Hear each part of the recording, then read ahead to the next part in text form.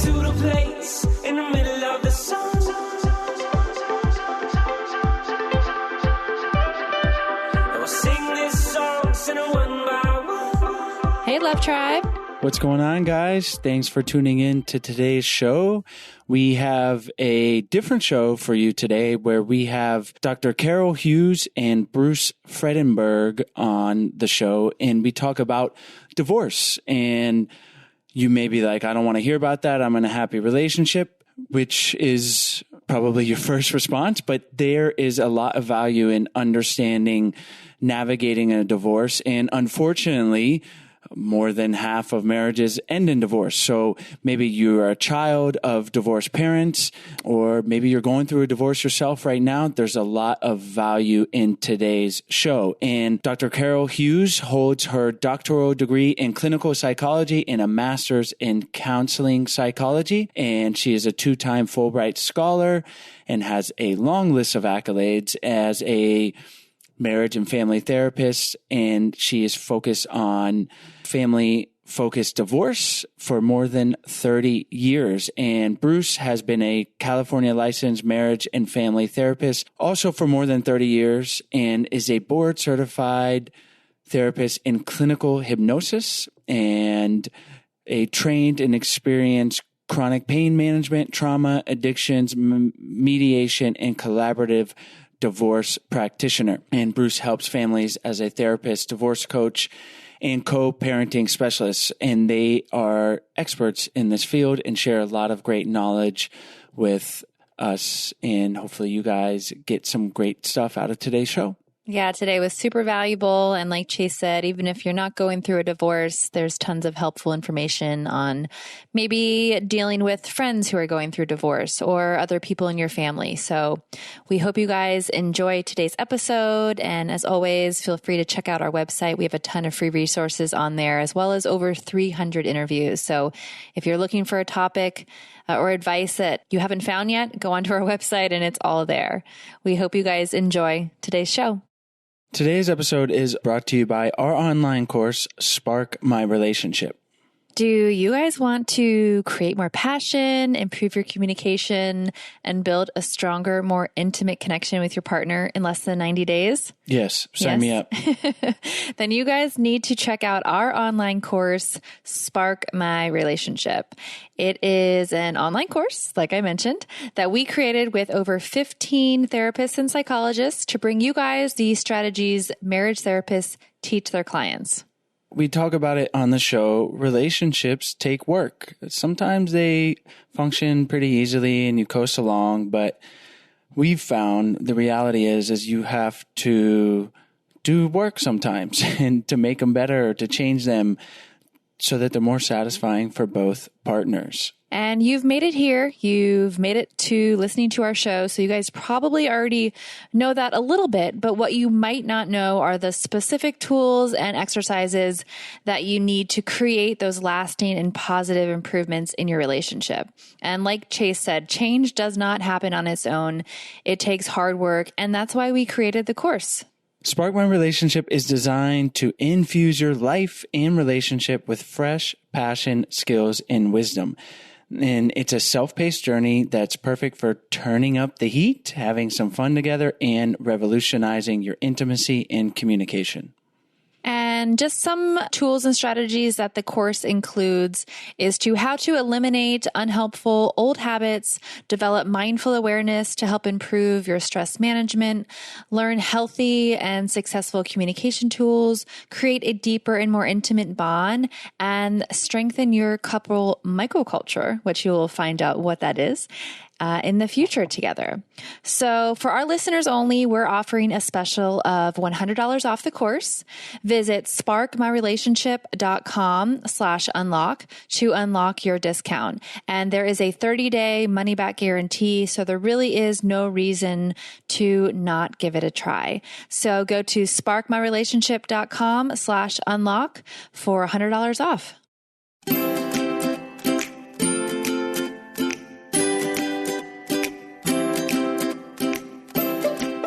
Hi, Bruce and Carol. Thank you so much for joining us on the show today. Thank you for having us, Sarah.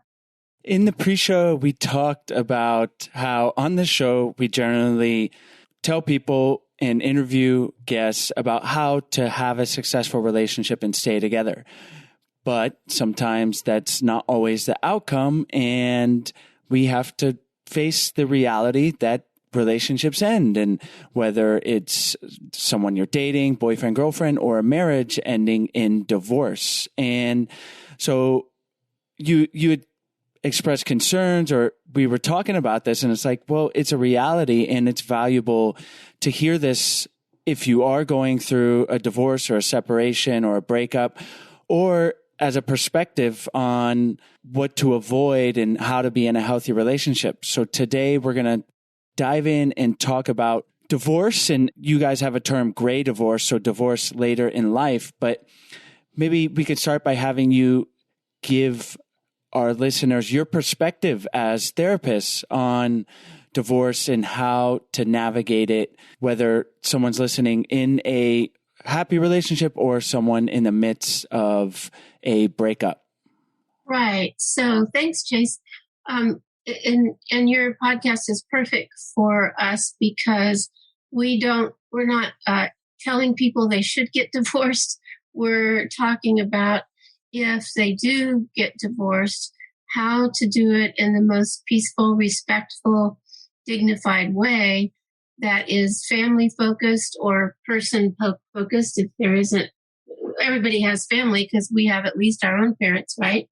And uncles and aunts and so forth. So some people may not have children, but so that they can learn how to preserve the most important relationships to them in their lives, which is often the familial relationships, even if they don't have children, and the friend group relationships and community, like if they have places of worship, because we know that often, sadly, even places of worship, even some religions, tell people they must leave the congregation if they get divorced. So there's another loss.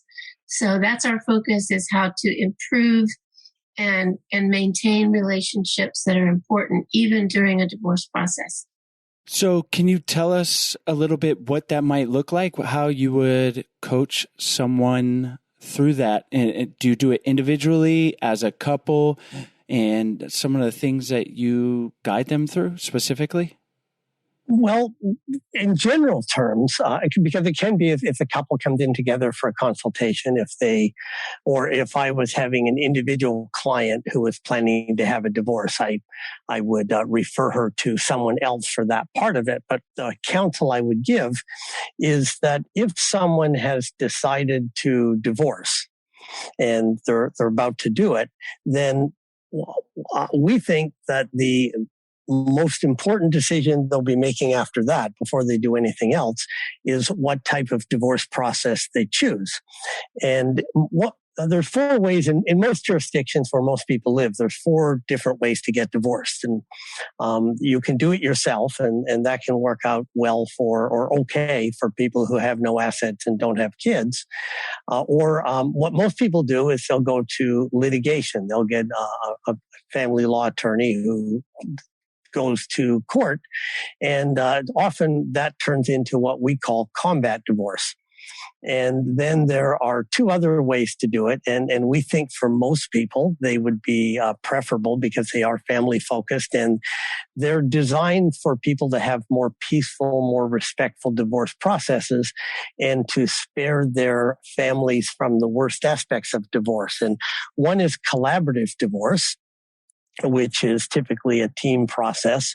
And anything that they do in that process, if either one of them decides to litigate, none of the things that have been revealed in those collaborative meetings, or at least none of the documentation, can go with them to court, which means that they're much safer and freer to put their real feelings and opinions and agenda on the table, because they don't have to worry about it being used against them in court.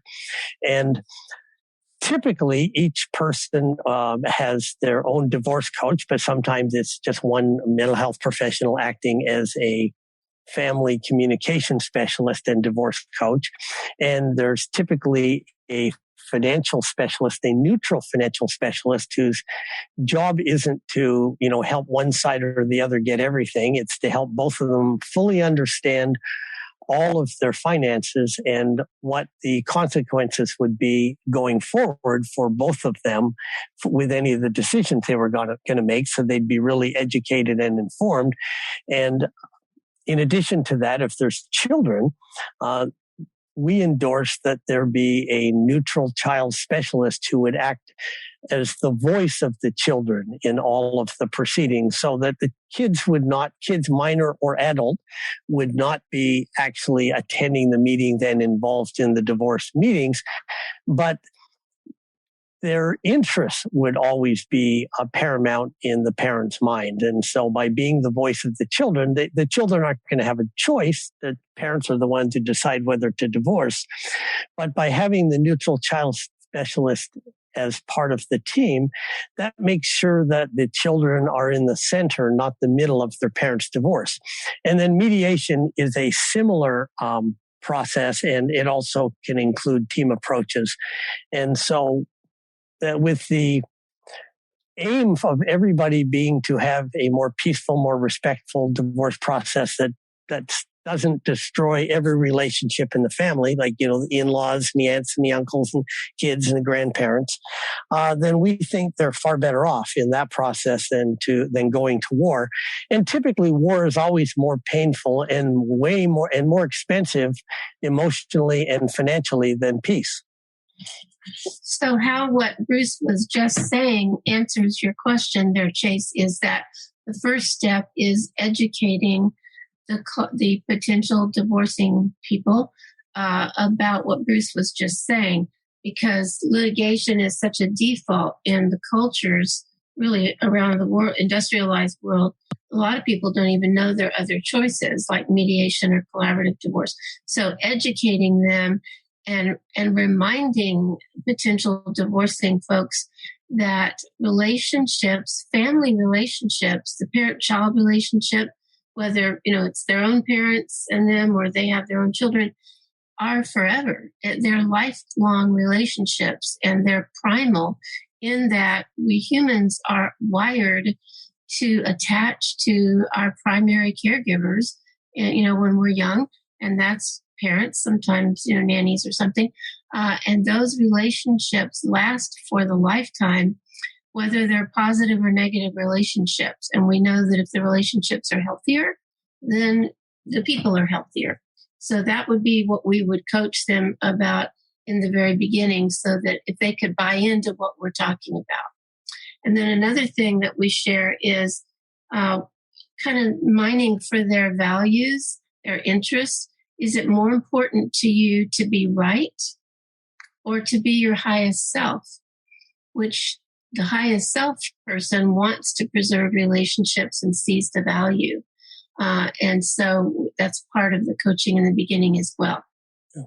Because ultimately, for most people, whether if they go into a process and that costs them their relationship with their children or other people who are important to them going forward, that's a big price to pay, because ultimately that's what people live with in their life, or their emotional experiences. And life is primarily an emotional experience. And Carol and I obviously appreciate the intellect, or we wouldn't have gone to school so long. But I guarantee that if I was to play a song on the radio that reminded you, Sarah, and Chase of a time when you were 15 or 16, your first thought would not be quadratic equations or conjugating Spanish verbs. You'd be remembering how you felt about yourself, the things that were important to you emotionally, not whether or not you could remember how to do a quadratic equation, for example. I knew I was not going to need that math later in life. I tell people that, chemistry came in handy for like coffee. It's like a chemistry experiment, making it turn the right color when you put cream in it. But I have to admit, sometimes I go decades without using algebra. Well, this is all really valuable, laying the groundwork for how to think of this. So what would you tell someone listening who's like, yeah, I'm going through a divorce and I want to have a collaborative divorce, but it's like my partner is not being collaborative. How would you talk to both of those parties? So one of the things that is very common, usually people go to attorneys first when they're thinking of a divorce because it's a legal process. However, family law knows 80 to 90% of the topics that people have to deal with in divorce are wrapped in emotions. So a lot of attorneys will have potential divorcing clients come to someone like Bruce or me so that we can educate them about some of the things we've just been talking about here. Is that when it's all said and done, usually it's not about the toaster or the whatever else they argue over about the garden shears, silly things like that, the furniture. It's about the emotions and the values that underlie that. And so the person and usually we encourage people to come to us in a pair, the husband and wife together, but sometimes not. Sometimes the one that's resistant, maybe they'll at least just talk to us on the phone, where we can educate them as we've been doing here with you both about the damage that traditional divorce processes can cause to the relationships. Because when it's all said and done, relationships is what is at our core. There's a lot of research about that in our field and in the field of physiology and in neuroscience, is that literally when someone has a broken heart, cardiologist research shows that their heart is affected. So a lot of it is education to help the person who's resistant see something a different way, because battle divorce is so common in the most industrialized countries, not all. Scandinavian countries have a better, more positive outlook, a healing way to do divorce than most other industrialized countries. In fact, in our statewide organization in California has created a program called Divorce Options. And typically, it's all volunteers. There'll be a family law attorney and a financial specialist, and one of the mental health professionals will volunteer their times to do a free seminar just to educate the public on all the different options available to them. And we don't do it to promote our own practices. We're not there for people to come to the seminar and then we pitch them for us. We're there to educate people on it because we think it's so important for families, which means it's really so important for the nation, for people to resolve these things more peacefully. So let's say a couple has decided they're going to have a collaborative divorce. Things are going great. Well, they're working through it, and then they get divorced. How can they frame, or how do you coach someone through, let's say that they have kids going forward, like things to think about to have the healthiest relationship for everyone, and that includes the former spouses, the kid, and then you mentioned like friend groups and let's say families on the other side. How do you frame that bigger picture scenario? And again, educating people about some of what we've been talking about, Chase, is really helpful in a non-preachy way, just giving you information. And so many people don't even know how destructive stress is physically on the body. And there's a lot of research about people going through divorce are extremely stressed, especially an adversarial divorce process. And it affects all their relationships. It affects, their work, ability to focus. Many get depressed and anxious. Their appetite, they lose their appetite. There are a lot of physical symptoms from stress. And so educating people about there are other processes that help to minimize the stress. I mean, divorce is stressful, period, because it's the breaking of attachment bonds, which are another part of our wiring in our DNA, so to speak, to attach to people. We're social animals. And so educating people about that, and which would you rather have?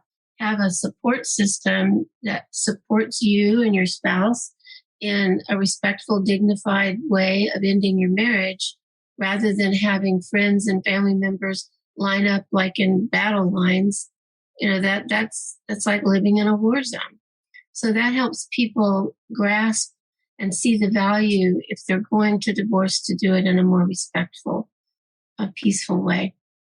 And Chase and Sarah, another thing we advise people, and it's really high on the list, is avoid trying to get your children to take sides. In fact, it's better if you talk to them about and explain that you don't want them to take sides. It doesn't have to do with them. That you want them to have whatever relationship they want, a loving relationship with their other parent. And the divorcing couple can be proactive too by talking to their own brothers and sisters and parents, and who are the cousins and the aunts and the uncles and the grandparents of their own kids, and let them know that you really don't want them to be dragging your kids into bash the other parent conversations. It's really uncomfortable for them, and it also creates animosity, and they can withdraw or they get hurt. And it's really much harder to heal those extended relationships with former in-laws, and also with your children. Sometimes hard to repair those relationships if somebody's allowed that to happen. And one of the questions we like to ask people when they come to us for this is, it's real obvious that an attorney or a financial specialist can easily tell you the value of a particular asset. If it's like a house or a retirement fund or a valuable painting or something. But what's the value of being able to dance at your child's wedding and nobody cringes because you showed up? It's super valuable. Yeah. And that really changes how people see things. Yeah. What's going to happen at the weddings and the graduations, or when one person says, is so-and-so going to be there? If they're going to be there, I'm not going to be there. Well, then it takes the focus off the person being honored onto that person. And then these family celebrations turn into family traumas, and all because they didn't get the right kind of help going through their divorce. And another question that's really helpful for parents in the beginning to ask is for someone to ask them, what is the legacy that you want to leave your children, if they have children, friends, family members, about this time in your life? And just pause. And some people aren't even sure what that means, that question, and say, well, for example, you will be leaving a legacy whether you realize it or not. Do you want your family and community support system and friends to feel like they've been in a war zone? Or do you want everybody to feel like they're still standing, so to speak, to use that war analogy, and that you proceeded in a respectful, peaceful, dignified manner? And then they know what you're talking about. Then they get it. And again, usually that is quite... when they can get into that space out of the I've been hurt, I'm angry, he or she did this, bad, it can help people make healthier choices when they realize, really, this is all about relationships. They're ending a relationship. And how can they do it respectfully? That preserves their important relationships in their lives. But before we continue on, we're going to tell you about today's sponsors. Today's episode is brought to you by BetterHelp. Nowadays, it is definitely okay to talk about our mental health and happiness. We are not meant to keep everything inside, and therapy truly helps. But what is therapy exactly? Well, it is whatever you want it to be. Maybe you're struggling in your relationship, or maybe you are super happy, but you want to be proactive in your relationship and look for some tools that might help you in the future. Or maybe you just feel overwhelmed with life and need someone to talk to. Whatever you need, don't be ashamed of normal human struggles and start feeling better today, because you deserve to feel happy. And now you don't have to worry about finding an in-person therapist near you to help. BetterHelp is customized online therapy that offers video, phone, and even live chat sessions with your therapist, so you don't have to see anyone on camera if you don't want to. It's much more affordable than in-person therapy, and you can start communicating with your therapist in under 48 hours. Join the millions of people who are seeing what therapy is really all about. This podcast is sponsored by BetterHelp, and our listeners get 10% off their first month at betterhelp.com/ido. That's BetterHelp, HELP.com/ido. Today's episode is also brought to you by Bev. Bev is a female-first canned wine brand that has 0 sugar, 3 carbs, and only 100 calories per serving. When I was back in Florida a few weeks ago, I was able to try Bev for the first time, and I was very impressed. I was getting a little bored of drinking the same hard seltzers, so the fact that Bev is in a can just made my pool days even better. Bev has 5 varietals: Rosé, Sauvignon Blanc, Pinot Gris, Pinot Noir, and a sparkling white wine.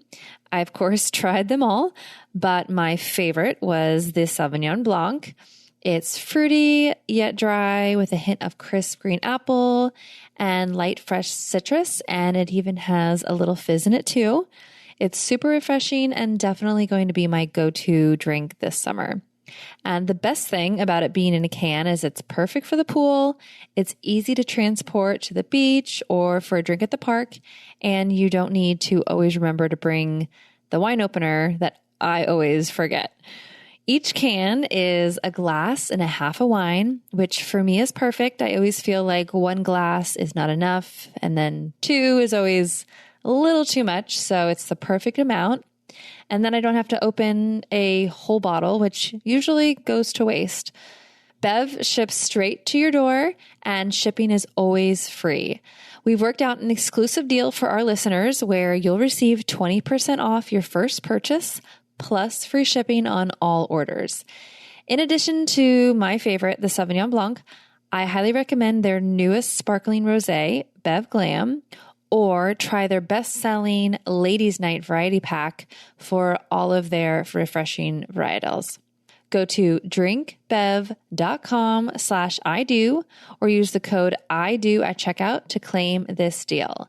That's drinkbev, drinkbev.com/ido.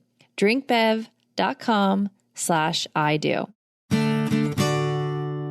So what are some other big things that couples going through a divorce should avoid? You mentioned not bringing the family and the kids into it. Are there other big scenarios that you see happen that you would really wish, people could avoid? One is to recognize that whatever the age of your children, whether they're young or whether they're adult, they could be, 12, 5, they could be 50, 60 years old. I mean, if you're in your 80s and divorcing, but they're just because they're adults doesn't mean that they don't hurt. The parents are hurting. So, and they're adults, they recognize that they can hurt. So it's easy for people to overlook how it affects their kids, and especially teenage kids and adult children. And part of it's because the legal system tells parents that the adult children don't count because there's no jurisdiction over them. And a lot of people will tell somebody, well, your kids are going to be fine, particularly those teenagers will seem like they are. And it's not realistic, but it's really seductive as a parent for somebody to tell you your kids are going to be fine. Wow, what a relief, because you got so many things to worry about and be concerned about when you're going through a divorce. To have that off the table, my kids are fine, that's a relief, but it's just not realistic. And Carol, maybe you can add more to this than that. Well, I wanted to underscore a couple of things you said. It is tempting, even if the children are minors, younger children, to align with them and ask them to align with you because you're hurting so much, and adult children as well, and to depend on them and feel like you have this connection. Sometimes they become like a surrogate spouse, minor children or adult children, because one parent is hurt or both parents are hurting so much, and sharing inappropriate information with them, like what the parental sex life was like, finances, the quote, bad things that the other parent did, is very damaging to children of all ages. Even in the research, there's even 50-year-old adult children are saying, I didn't want to hear these things from my parents. I'm not their best friend. I'm not their counselor or therapist.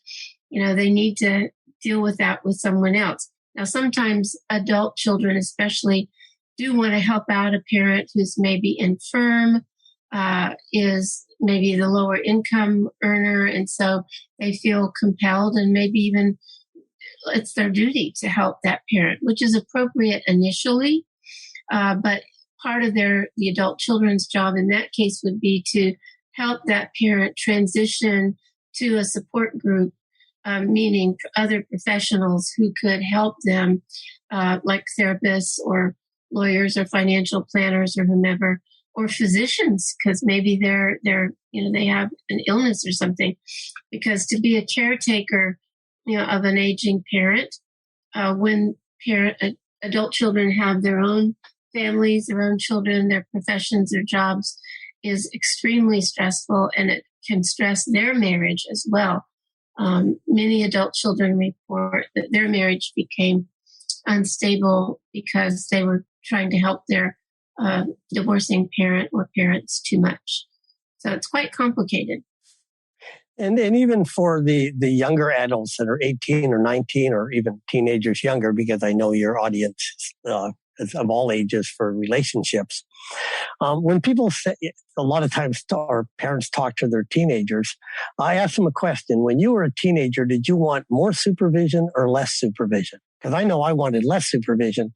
And telling the parents you have a problem can sometimes be interpreted as putting up a flag that you want more supervision or more interaction in your life that they may or may not want. And also, children, older children, can be very sensitive to having conversations that make mom or dad cry. So they may just want to avoid those conversations altogether and just say, I'm fine. We don't care about that. And again, it can be very seductive for parents because they're caught up in their own pain. And without somebody to help guide them through it, it's easier to make mistakes. And it's like a lot of things in life. A lot of times we're dealing with situations where we're amateurs dealing with professionals. And by the time we figured out what we should have known and should have asked, it's already gone by us. What are some of the expectations or how someone could think about maintaining a relationship with an ex and, let's say, with the ex's family or with the ex's friend group? How, obviously there's lots of different challenges there, but what do you encourage people that you're working with to do? Chase, that's a great question because it is right up our alley, so to speak, of what we've been talking about. Mm-hmm. Is we, again, and part of this is education, but in the beginning, and if parents are able to do this somewhere along the way in the process, or I should say divorcing people, or even people who are breaking up relationships. These could be just dating relationships, long-term relationships, and the friend group and families and all are impacted as well, is create a story that you could even put in writing. If it's divorce, we can call it your divorce story. If it's breaking up a relationship, your relationship story, where the couple tells the people important in their lives how they want this breakup to go, and that they don't want it to be the end of relationships that were important. If it's divorce, many times the kids and grandparents and uncles and cousins and all end up splitting apart too, because they feel like they have to support one parent against the other. Or even sometimes, step families divorce and they've had close relationships with stepsisters or brothers or, a step parent. Because again, it's why this is so important for your particular podcast is it's all about relationships. And so focus on that. You don't want your circle of family and friends to lose these connections, because these connections are important. Relationships are important. And there's no real valid reason why your family and friend connections should lose their connections with each other either. Carol, it's so important. I'm glad you added that part, and I'm really glad that you asked that question, Chase, because, in fact, early in my career, and even before I was a therapist, I would watch people who'd been married and go through a breakup. They'd been a real intense and a good relationship for a while, or they were married. And then because they're so hurt and angry by the final outcome, they lose all the benefits, all the good that came in that relationship, and they do a scorched earth. And so if somebody's learned some, emotional skills or relationship skills, or just learned other things about life, and as Carol pointed out, had these friendships with other people, it's such a shame that people trash and just do a scorched earth policy towards the relationship and lose all the benefits they got from it. I feel that it would be much easier when both parties going into a divorce are on the same page for their friends and their families to all have a positive experience with the divorce. But like you mentioned, if one person isn't as happy about the divorce, wouldn't it be hard for their friends and their families to be supportive of it, even if they say, guys, this is how we want it to be during this divorce? Because naturally people are going to want to feel protected of their loved ones. And it seems like it'll still be kind of complicated, even though their wishes are that it's not. Right. And I think that's a very good question, Sarah. I think it's important for the person who's hurting more from the divorce, because it's usually not equally agreed upon for divorce. So the person that's hurting more is the one I think you're talking about. It's really important for friends and family members to validate that person's pain and all that they've been going through and how disappointed they are and feeling abandoned and all the feelings. That's the first thing to really validate, because when we're validated by saying, I understand you're feeling really hurt and, abandoned and angry and sad, it lets our defenses come down a bit and we feel heard. And then the friends and family members can say, what do you want from me? How can I support you? I want you to know I hear your pain, and I want to be able to honor what you both asked.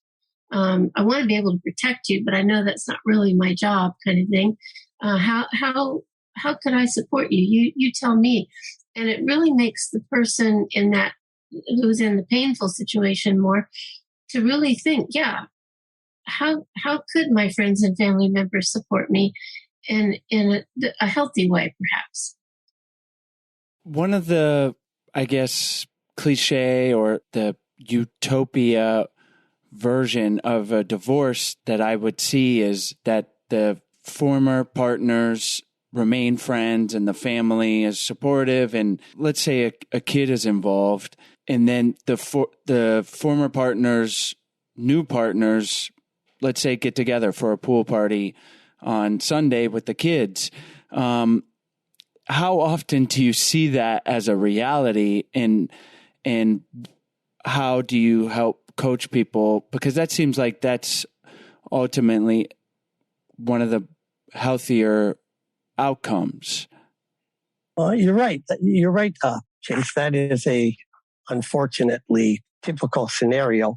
Some people will want to bring their new partner into the family way too soon. And it can feel intrusive. For instance, if for adult kids, there's still this, their family's gone. I mean, their mom and dad will never be in the same room together, or at least there won't be joint Thanksgivings or Passovers or Christmas. There won't be joint family vacations. If they've got their own kids, grandma and grandpa aren't going to be in the same room anymore. And it's hard for people to imagine, happier or at least less angry scenarios. So one of the things we coach people on is if you have minor children, don't introduce them to your kids till they've been in your life at least 6 months, preferably a year. In fact, we tell newly divorced parents with minor children, best practices is don't get involved in a new relationship for 2 years, and at least 1 year, but 2 years is better. Because at the beginning, when you have your kids over, or you're with your kids, or they don't want to have a relationship with a new person. They want to have time with you. And so after all that settles down, and so it's really a question of helping parents prioritize. And then, and for older people who've, have a new relationship and people have settled down into it. Again, bringing these people into the family before everybody's ready can be traumatic. And that's when you get the scenario, well, I'm not coming to the wedding if I can't bring this other person. And as we educate people, I also want to point out that not everything that we suggest works all the time. Nothing works all the time. These are really helpful. But you and Sarah, I believe you're raising at least one child, correct? Mm-hmm. And so you probably, read parenting books or had experience. And when they tell you how to help this, that, and the other thing with your kid, almost nothing works 100% of the time. But some of the things will work often enough that it's way better to have these tools than to not. Absolutely. I know I didn't ask a specific question, but how often do you see a divorced couple thriving in a new blended family that they're getting together with their former spouse and the kids and having, I'm calling it a blended family, but having, not these two very separate lives, but it's like just change to something different, but still collaborative and good for the people involved. Okay. In my own case, I am a stepfather, and my wife had her daughter before we were married, and she was divorced. And from the very beginning, we supported and encouraged her involvement with her biological father. And later, when he remarried as well, we didn't double date, and we're not that close, but there's certain extended family functions that we would all attend.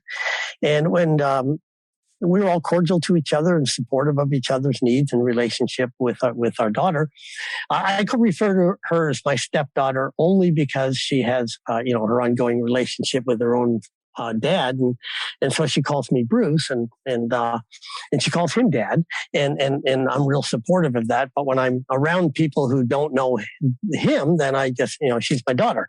When he's around, and when he got remarried, his wife, he's been married for a long time now.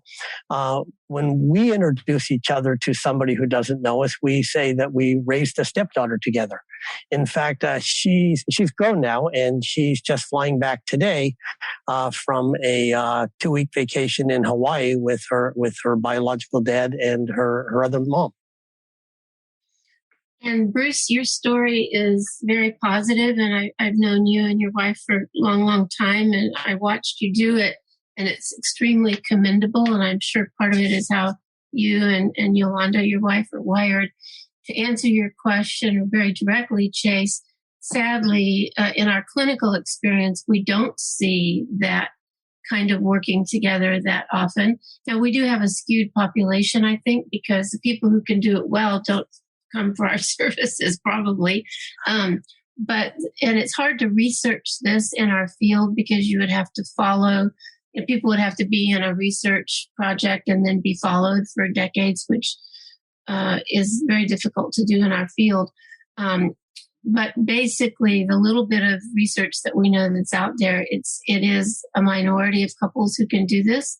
I have had that happen many times with some of the couples I've worked with where they're even remarried and they go on like maybe one vacation a year together, or they go to, the 4 parents and the kids, or they go to, back to school night or teacher conferences when the children are, minor children.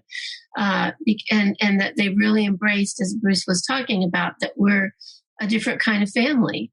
And they get along, well, and it really is great for most kids, because if the parents model that, the kids will often follow what the parents do.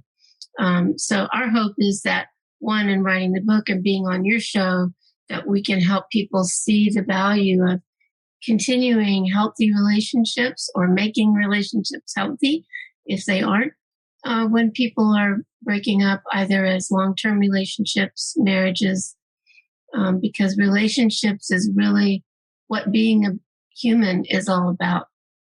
Well, Bruce and Carol, thank you guys so much for coming on and sharing this information. And yeah, as a relationship podcast, obviously we're trying to give tools to help build and strengthen existing relationships. But reality is that relationships end. And maybe someone listening to this is in their second marriage, or they're going through a divorce, or maybe they're happily married, but in a few years they're going to get divorced. So these are tools that we need to understand and we should not ignore, because they can really strengthen our lives and our relationships. So thank you so much for sharing. Before we wrap up, can you tell our listeners where they can find you online? And if there's anything you want to emphasize that we went over before we say goodbye?